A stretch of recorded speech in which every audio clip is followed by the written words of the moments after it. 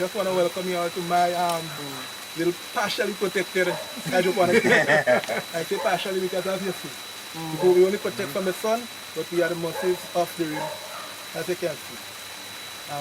Presently, with this crop, it should have been probably more properly developed, well folded, but due to the rain, lack of light, I mean, you know, cloudiness all the time. So the lack of light, you see that start going tall rather than folding as it's supposed to. Alright? We have other problems like a lot of rain we have disease, leaf spot. I was able to contain this time around, but with a lot of rain, this is one of the problems we have, leaf spot diseases. And as I said earlier, one of my premier varieties, which is the more excessive rain seems to kill off the growing tips, which stunt some of them. So the reason why they're not all that uniform, because they always have to keep replacing and changing. Yeah. This one here probably is an example of what I'm talking about. You see proper root structure. Growing and nice. However, the growing tip, the main one has gone. So it starts sending out side ones, auxiliary ones, as you see. And stunts it. Matter of fact, just inhibit it. Can I ask what variety? Variety? Oh, this one, no, this is more. It's a preferred, yes, it's a preferred variety for me. It goes better here. The leaves, the texture are very much softer if you want to feel as compared to our local varieties. I've tried a lot of different varieties which did not at all. There are some that do tall, so I just discontinued it. But these, through research and at least practical trials, these seem to work a lot. I would get sizes like 12 ounces from one of these when they're properly full, and the bolting period, which is the period it takes to get bitter, is very much longer, even than the local varieties. So this is a preferred variety for us. Looking at this, the terrain here, somebody might say, well, on this piece of land with all of the stones, you couldn't do anything with it. Looking at this, look, but you were able to use local materials, if you look around, and construct a really low-cost structure that you're able to mass produce your lettuce. You spoke of the leaf spot, the leaf spot and so forth. It is minimal compared to the farmers now that would be farming on the ground, the leaf spot. So still I think it's commendable. We came here earlier and we saw the plants. They're still in good condition. I think he has highlighted all the things that are going wrong, but there are so many things that are going right here. For example, when he took that plant out just now and you looked at the root system, all the fibers were white and pretty and properly distributed. You look at the plants, you're not seeing any nutritional issues with the plants. They're all green and the balance of green is good. Of course, the variation that you have from variety to variety. So a lot of things are happening here. So this system is what we refer to as being an NFT system of hydroponics, and a nutrient film technique, and it is also what we call a closed circulatory system. So all the water is actually just going around from reservoir up to gullies, and that continues right throughout the night and also throughout the day. Right, so those are some of the things that we have highlighted.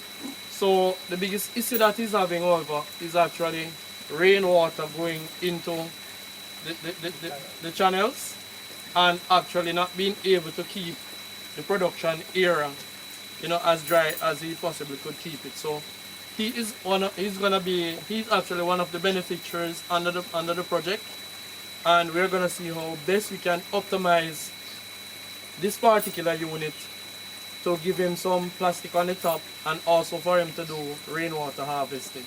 So those are the two critical areas that we are going to be focusing on. But apart from that, I think he's doing quite great. He has his instrumentation. This is actually what his EC meter looks like, and it's actually a very good meter. And he's gonna demonstrate how a lot of these things are done. So I don't want you to believe that it's something that, you know, a professional has to do. He says he's not a professional, but I think he's actually becoming a professional with every minute that I actually speak to him. So he has his EC meter here. This one uses electricity unless it's charged, it's rechargeable. So it's gonna give us a little demonstration. So tell us about a regular day on the farm now. Yeah, Well, tell us everything, even the things that you're not gonna demonstrate, so that person sort of get an idea what it is in the life of a hydroponic farm. On a regular day, we start in the morning off, as you say, we feed the plants. Probably at 6 o'clock in the morning, pumps are on. So the plant gets a good nutrition before the sun comes out. And we start doing our testing. Alright? We test the pH of the solution and the nutrient content. We use this is the pH meter. And, I'm sorry, this is the EC meter. Alright? TDS meter. TDS means total dissolved solids. Alright? You can recall yesterday Mr. was speaking about electricity patterns and Yeah, electrical conductivity. good. And someone was asking if they could actually get shocked. Well, this is a meter that will do this reading. Alright? So hold this one. And here we've got, well, this one is a combo. Alright, this one does the pH and the EC. So this one is a combo meter. I use it more for my pH. Alright, so it does test both the pH and the EC. This meter though, as we can see, it has, we have EC, which is the electrical conductivity, and this side, and over here we've got ppm, parts per million. Alright, so I guess the units they use to measure the nutrient content either EC Yes. or in ppm, parts per million. And in here we have lettuce. Alright, so lettuce thrives well at best at an EC of 0.8 to 1.2. Alright, which is equivalent to a ppm of 400 to 1.2, about 840. Alright, so probably we'll do some tests and we're going to see if we fall within that range of if rain had fallen yesterday, so if it had really did any right, that's actually. to our content. So what we do when we push this into the water, the lights will flash. So it tells us definitely the amount of nutrients. So you see, we have Right. 1. You see here is 1. Which EC? Inside is 1. Okay, 1.0. And Which is equivalent to 700. 700 ppm. 700 ppm. Which is good. Yes? Which is good. Alright, I guess probably we was higher yesterday, but I guess as the rain fell and so forth. Now, as it looks at the pH, and we're probably looking for a pH between the range of 5.5 to 6.8, and you should be good in that range. to 6.8. Yeah, that's the lowest and highest. We power up. Let's see. And it takes a little time to settle down. Okay, so basically it's 6.8 and going down. 6.8 and going down. 6.8 So it's and right going within down. the correct parameters. And and that is 6.7 now. 6.7. So 6.7. Alright, so with this, you look at the nutrient content, which is good. The pH, which is very good. So this is optimum. So, quick question. Yes. Is there a direct correlation between the EC and pH? The EC and the pH.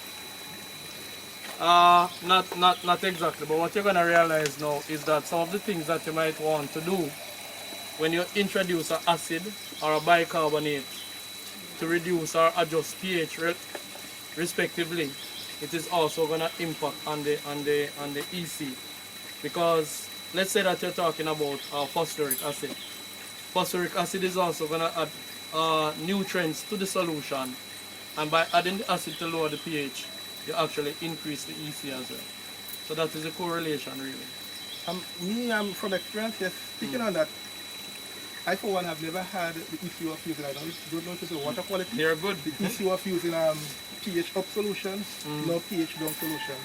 Once my chemical solution seems to be within the range, automatically, as you see, my pH always seems to be there. Alright, so I've never used You have never used okay. I've got gallons which I've never touched in over 2 years. Wow, that's Alright, nice. so as we say, the nutrient content, the pH is optimum, it's conducive for plant growth. The next one is shade is conducive. We can see So hydroponics gives you that advantage that we have faster growth within it. What's your growing cycle for lettuce? For the month? About 7 weeks. At 7 weeks you will get probably size I told you about probably Okay, 11 and months. that's when you put in your... At what age you... I put them out here at 3 weeks. Alright? 3 weeks. It's a bit muddy, so I'll just go down here to get you guys And then you add that 4 weeks. yes. So 4 weeks That's after true. your normal transplanting. Whereas in the field, open field, normally they transplant at 3 weeks. But general thing for lettuce is 6 weeks. Some farmers get it in 5 weeks. But general, so it's quicker here in this system. And one advantage as you see, they go in the sponge. Alright, we set the seeds at the sponge. So at transplanting, you just literally take it and rest it here. There's no wilting of the plant at any time, you know, as it tries to grow roots during the process of transplanting. So there's absolutely no problem as it relates to transplanting when you grow this in this substrate. In our quest to probably use lands that are not considered arable for agriculture, you see what he's doing here. So there's probably no other way that this piece of land could be used for agriculture more than in this fashion.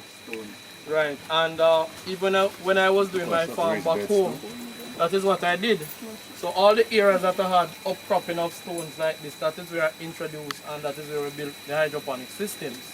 So as he did say, that this is one form of hydroponics, and the only thing that we were talking about yesterday was also the whole idea of now going vertical, using probably what we call an A-frame system. So instead of just having everything on the flat, you could now have different tiers or different levels of production. Yes, Keavon, back to you. Okay, so basically this is a flat, 10 by 20 flat. That's a tray we use in propagating. Okay, we get the seeds in that size.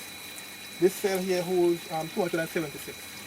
So after probably a week or two, they can easily break away. So what we usually do, we just break them off when the roots are properly developed, and we drop them into the system until harvest. Until harvest. Alright? No weeding.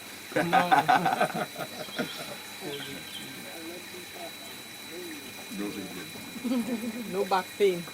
No, right. Okay. The advantage over the disadvantage over they are very expensive. These fields, they are very expensive, and you have to try to make the best of it. And the margin of error is very, very small. In here, I've got ice here.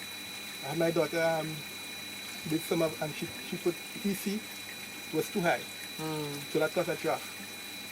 You understand? And the root system will not develop as it's supposed to. Hence, the field looks like that. But there should be, even our, however, there should be way advanced at this stage. So the marginal error at the seedling stage is very, very, very small. I mean, you could get through this here. Because you can just change the solution. But at the seedling stage, the margin of error is very, very small. You definitely have to be on top of everything as it continues to go like this. So you don't use the same solution for the seedlings as you use? No, the seedling, Dilution. the seedling needs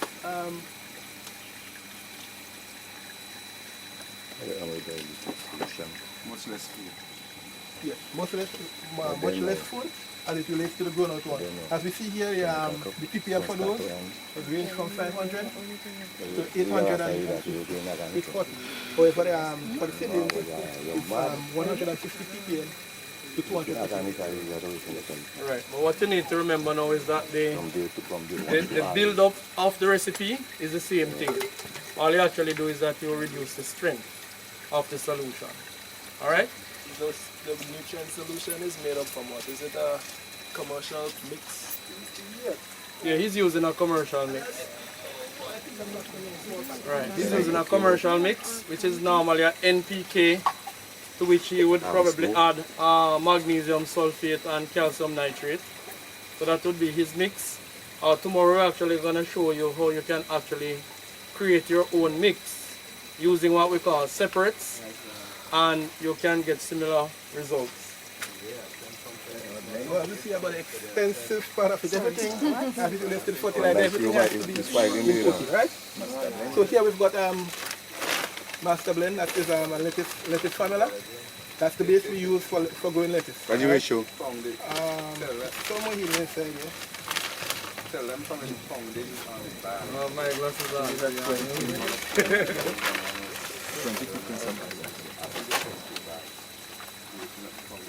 8, 15, 36.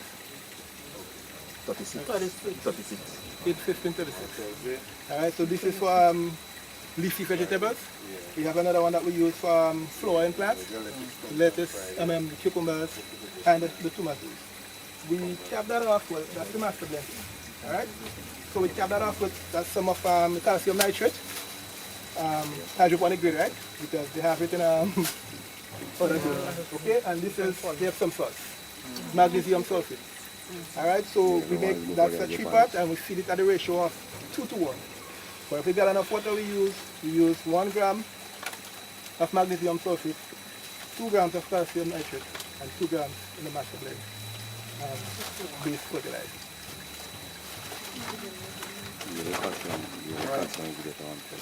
So all of what Keavon is telling you, these are actually very, very valuable information, and we selected persons upon the basis that persons are willing to share what they have discovered, what they have actually put together.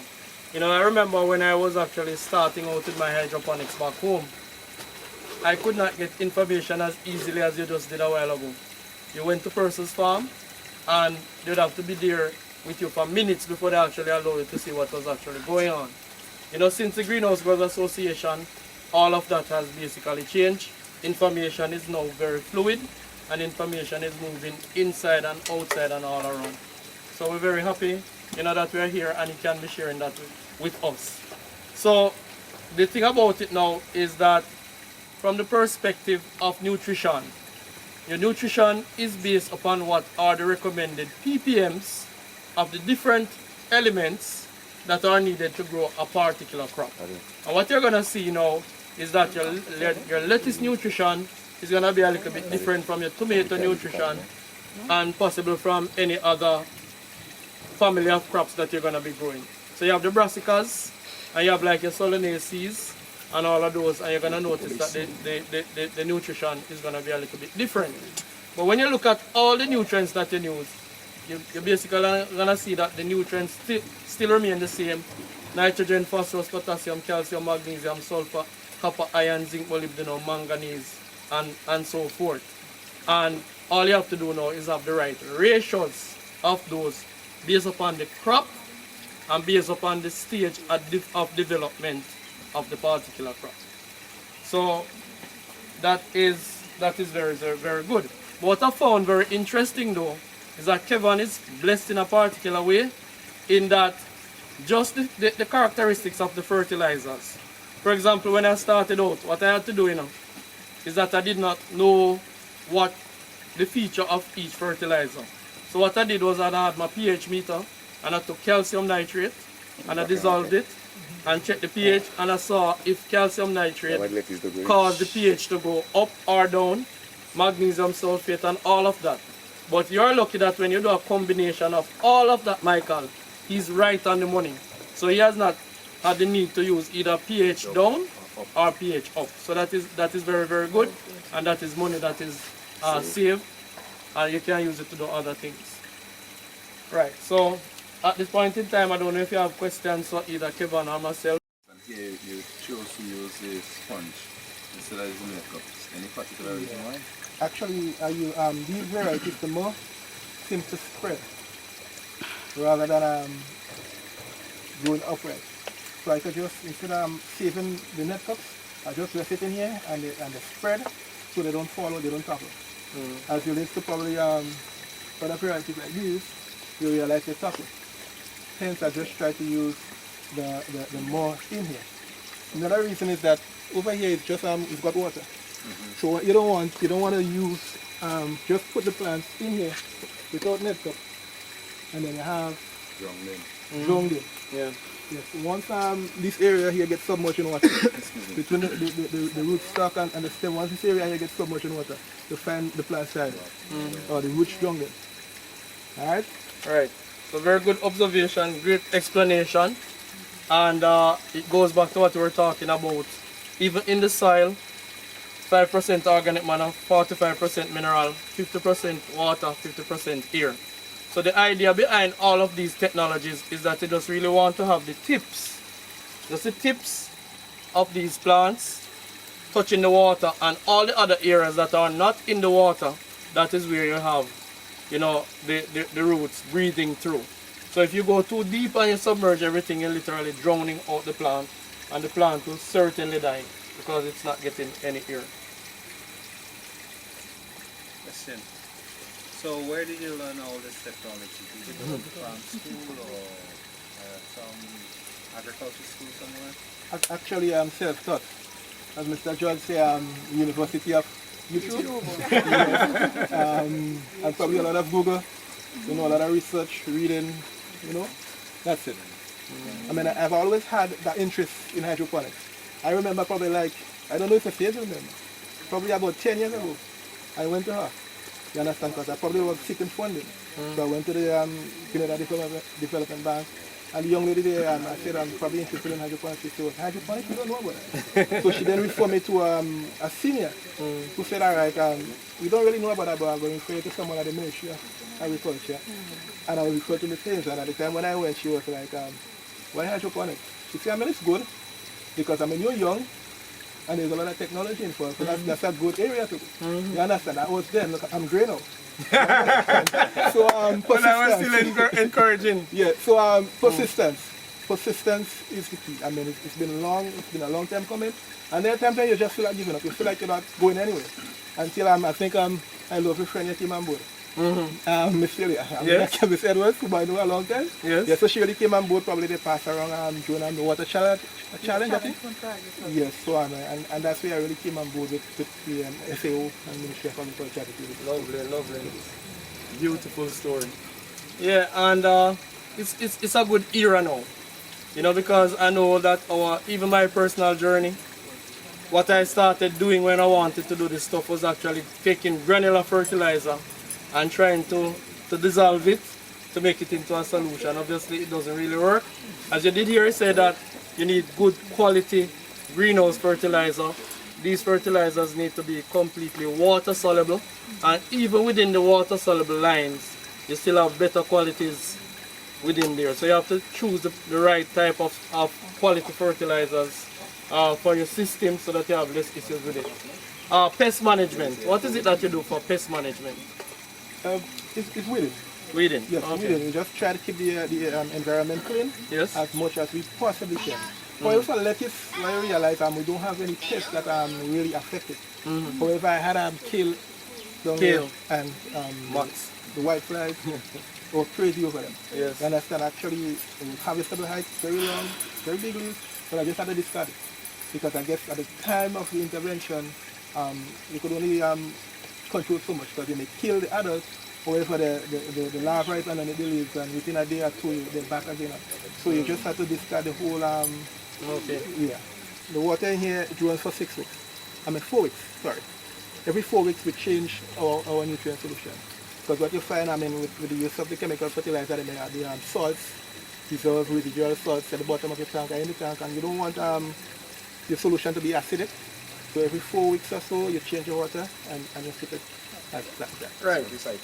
Right. Yes. And you have to remember, you know, that when you have this now, when this change from what you showed you to this, it didn't just happen by magic. It's actually the nutrients in the water. So the nutrients, if you started off with an EC of 8, when you're coming down to the end of the crop, or if you're not changing the solution, your EC gradually should be going down and down and down, right? Until eventually, if you don't change the solution on time, you start having issues with respect to the coloration. The lettuce start becoming yellow. Those that are supposed to be bright red and radiant, they are actually pale colored. And like when I walk onto to my farm back home, if they are not doing a proper job, I don't even have to check the EC or the pH. You just look at the plants and you see that the colors are just not right. And when I came here yesterday, I saw that all the colors are great, and he just verified that all the parameters are right within the required range. So I think he's doing a great job here, and I'm very, very excited, that he was selected by FAO for the rehabilitation of both the structure and whatever else we believe that he needs to make him do this much more efficiently. I mean, the effort here already is overwhelming, so we just want to help him now in his old age. I can't do him. Okay. Another thing probably I'll speak of the shelf life of those compared to I've grown in soil too. Yes. And the shelf life, those go for like 2 weeks. They last very, very long. And people always question it. But I say this go in a stress-free environment. When you're stressless, you live longer, that's not? Of course. So this is one of the reasons why I think the shelf life is that long. Yeah, compared to other the ground, those that are grown in the ground. Right. I always package it with this one kind of thing. Right, so that's what I was going to get to. Right, that in some markets, you could actually, in some markets, they will actually tell you to bring the plant just as it is like this. So the roots, because once you cut that, it starts to wilt. Yeah, it starts to wilt. The wilting process starts and it's much faster. It will also wilt if this is out of water. But strangely, I have actually sold persons who come to the farm lettuce and they take it home, they throw away the roses, the cut flowers and just drop it inside the vase. And they actually use it now one leaf at a time. So they don't put it on the refrigerator, they just consume it a few leaves at a time and the plant is there living until they get to the stem and then they discard everything. So there are several advantages outside of what we see here with respect to growing these vegetables or brassicas hydroponically. And the yacht is my type three. Because in the yacht is travel. In Puerto Rico, they want the roots in the package.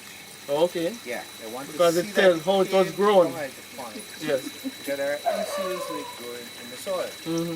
And there is an issue that some of you might have heard me mention. If a grower is growing his lettuce in the open field, irrigating from a river, it's a problem that I'm seeing that we haven't been dealing with yet. People who rear pigs, they rear pigs close to a water body, and that wastewater goes down eventually into the river. So you want to eat healthy, you buy your lettuce, and you may well be eating pig, right? So with this, they know that it's just nutrient solution, and it's not the leaf, the foliage is not contaminated. And the fact that you're, and I think Alice spoke to that already, but the fact that these plants are elevated and not at ground level. Because one of the issues you have, for example, you grow cabbage or lettuce, and then with all of that rain that you had yesterday, you have splashing. So the soil now, with all of those organisms, will now get onto the underside of the leaf. And before you know it, you're having huge problems. The other issue with it again is also all of that water that we had yesterday in the soil is still there, and then the sun comes up now, and then you start having what now, evaporation, and the first place that it comes up and ends up is underneath the leaf. It creates a microclimate underneath the bottom of the leaf, and then you start having a whole lot more fungal problems. So you have better air circulation here because these are on elevated benches, and it actually reduces the incidence of diseases as you'd have it inside the growing space. So a lot of things are happening here, as simple as how it looks, but I really believe that, we should give Keavon a very, very good round of applause. Yeah.